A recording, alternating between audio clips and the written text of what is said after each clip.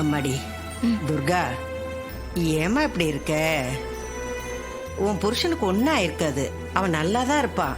அதான் 2 பேரனுங்களும் போயிருக்காங்கல்ல, அவங்க தேடி கண்டுபிடிச்சு கூட்டிட்டு வந்துருவாங்கம்மா. இல்ல பாட்டி, நேரம் ஆக ஆக எனக்கு ரொம்ப பயமா இருக்கு. அவருக்கு ஏதாவது நடந்திருக்குமான்னு பதட்டமா இருக்கு. ஏம்மா மனசை போட்டு குழப்பிக்கிற? எதுவும் ஆகாது, கவலைப்படாத. அம்மா அம்மா அம்மா அம்மா. டேய், ஏன்டா அப்படி மூச்சு இறக்க ஓடி வர? என்னாச்சு?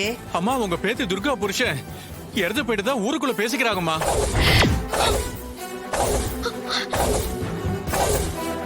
அதான் உங்ககிட்ட சொல்லலான்னு வந்தேன்.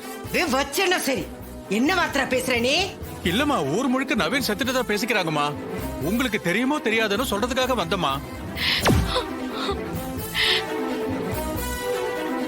அப்ப நான் போயிட்டு வரமா?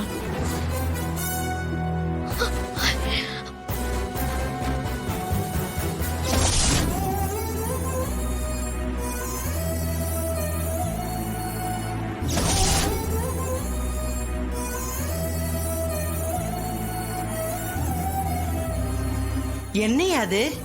இவன் என்னென்னமோ சொல்லிட்டு போறான். இது நம்புறதா நம்ப கூடாதான்னு தெரியலையே. அம்மா, இது ஏதாவது வதந்தியா இருக்குமா? இத நம்ம நம்ப வேண்டாமா?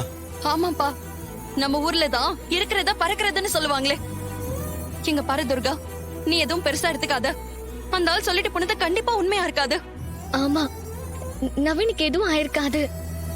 அவர் எங்கேயாவது நல்லதா இருப்பாரு.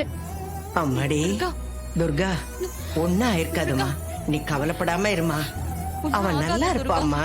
நீ யோசிச்சு ஃபீல் பண்ணாத துர்கா, கவலைப்படாத.